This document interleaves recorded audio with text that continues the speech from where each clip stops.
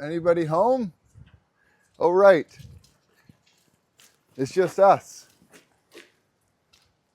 Welcome back. We're cleaning up the yard for fall, protecting our tree ferns, and doing some of the palm trees that don't quite have a trunk yet. We use these bags and Christmas lights, the C9s. And anyway, so we'll just show you how we quickly do this. It kind of works for keeping the fronds intact. And so then in the spring, you can start off with like a beautiful looking tree fern. For those that don't know, these Tasmanian tree ferns are not cold tolerant for us here. They can take like -7 centigrade, and we get down to about -10 or 11 every year for short, brief periods. So we prefer to protect them and not risk any of the damage because it costs lots of money and they're very, very old. Some of these are, I think, 30 years old. And this is a foolproof method that seems really fast. We wrap them up with cloth, throw on some lights, throw the bag over and call it good. So yeah, watch along and we'll show you how it's done.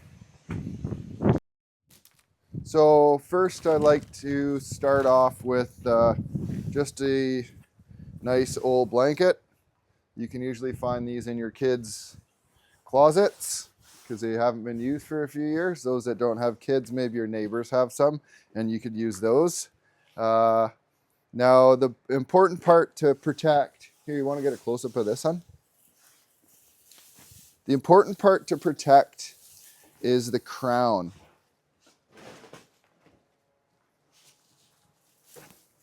Which is this part in here. And this is where all the new fronds come out. So as with any fern, these are called fronds and not leaves. And these trunks they're basically roots. They're layered roots over and over again. And as these fronds die back, the trunk becomes bigger. So I like to literally just kind of start in the middle. Sorry about the jungle. I part the crown a bit. I kind of make a bit of a ball with the corner. I put that in like that, kind of simple. And then I just wrap it.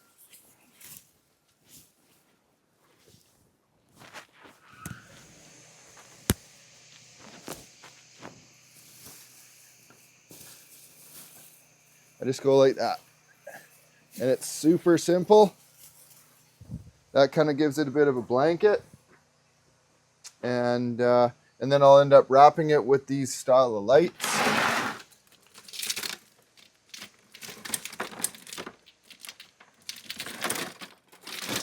Sorry about the mess. So these lights are the old style Christmas lights. And there's C9s and C7s. I like to use the 9s because I think it means they have 9 watts. And a watt being energy, this translates to heat, and then enough heat to keep these warm during the winter months. I also want to mention that these are not heated all the time. We use a thermostat that we got from a fellow in Victoria, Sydney, Victoria. And he sells these thermostats. They are adjustable to like really low range. So I can click this on like about 0 degrees and then it powers up the Christmas lights. So it works really good. It's kind of foolproof and you don't have to pay attention to when you're getting these Arctic lows. You know, we haven't had a problem with the inside of these ever molding. You know, I guess it would be one of the concerns would be to like wrap them up and then have too much humidity and stuff in them. And then you'd have like a mold. That can be the case for palm trees, which we'll show you how we protect a couple of our different kind of palms here as well. But these tree ferns, because they're so like water savvy, they don't really seem to have that problem. So yeah, anyway,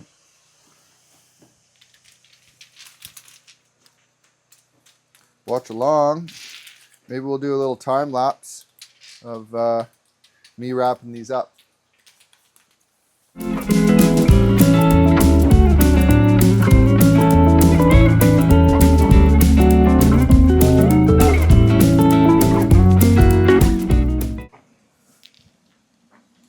Well, unfortunately, I broke the amaryllis, this nerine. I wanted to move it anyway, didn't have enough sun. So as you can see, I use these strands to kind of keep the blanket tight. And then I put a few of the bulbs on the top. I kind of want to angle them away from the blanket because they can get hot. You don't want to cause a fire. So I'll show you what it looks like now with the bag over.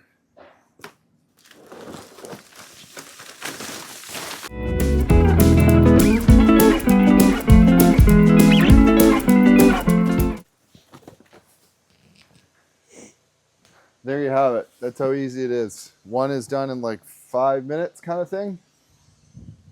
They're not super ugly, although that is a little bit of an eyesore.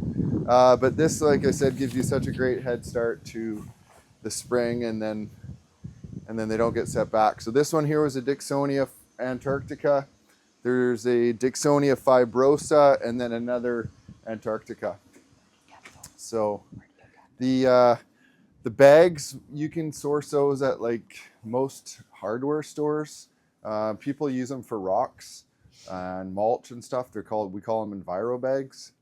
I think I picked those up for like $40 or something like that. And I just make sure they're dry, and I wrap them up and throw them in storage for the summer months. So these really only need protection for like December, January, and then February. But so for like 3 months. So yeah, anyway, a couple more to go. So thanks for watching. Check out the rest of our video. We'll showcase some of our palm protection.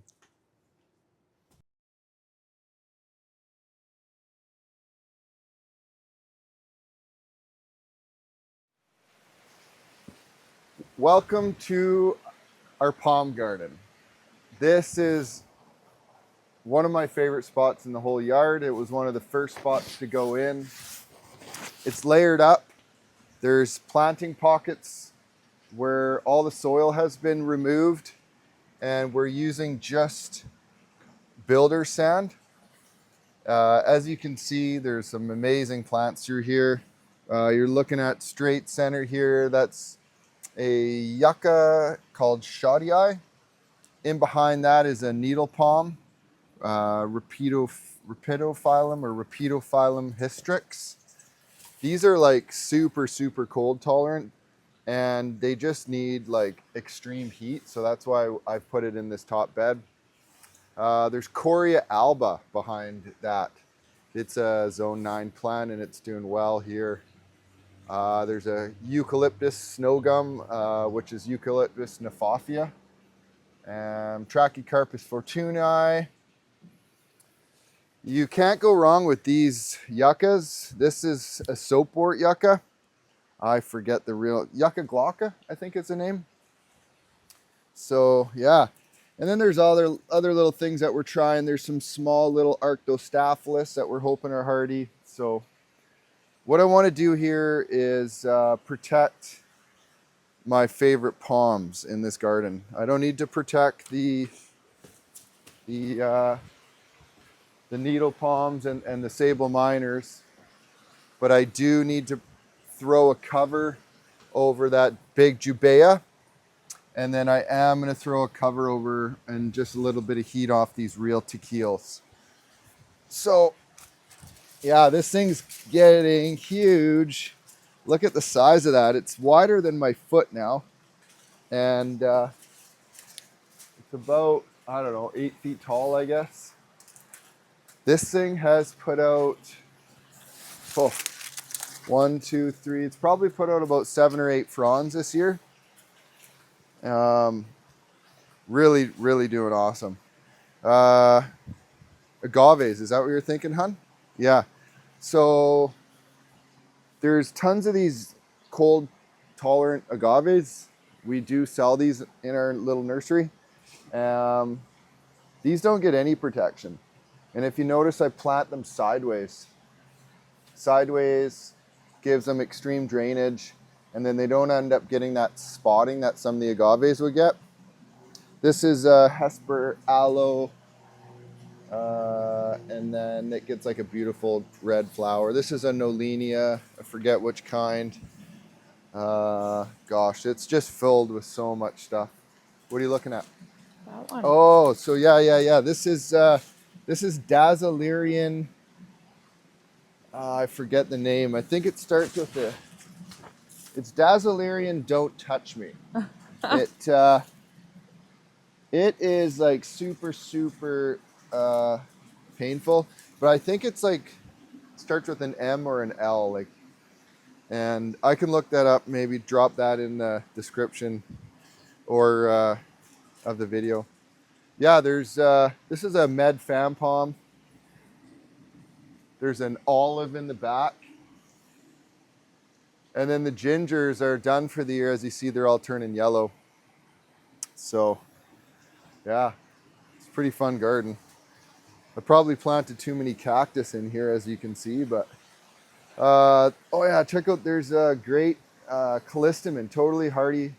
Well, it's called Woodlander's hardy. And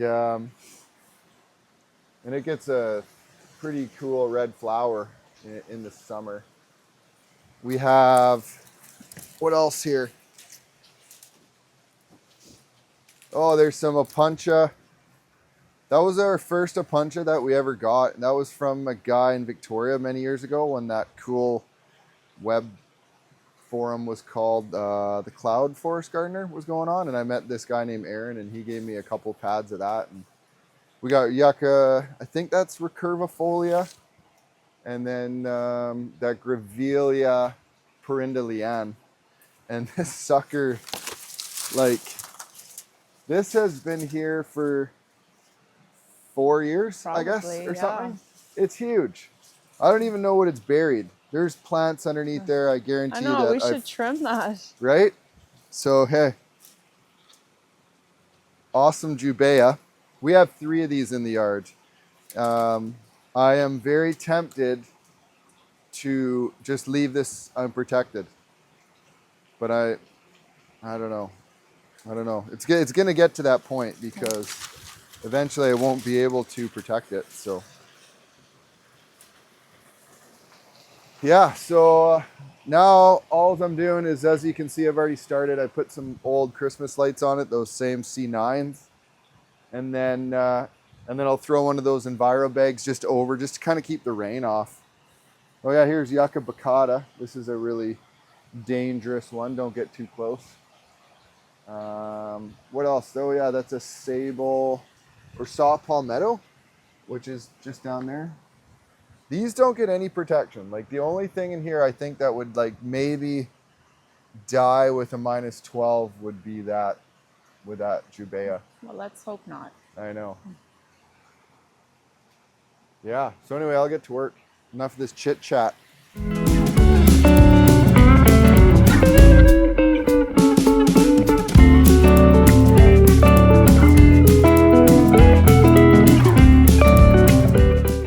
To show you a little bit more of our fall cleanup. Keely was just here, and of course he always forgets to take the camera. But while he was here, he planted a bunch of rhodos in the yard. He likes to plant them in the tree stumps. They seem to thrive in them. He trimmed down this big rhodo that was already here on the property and made room for this beautiful wedding cake dogwood. It's not much right now. I'll attach a picture, but it's gonna be a showstopper in the yard next year, and as it gets bigger. We did trim back a lot of stuff as well. And over here, there used to be like a big grass in here.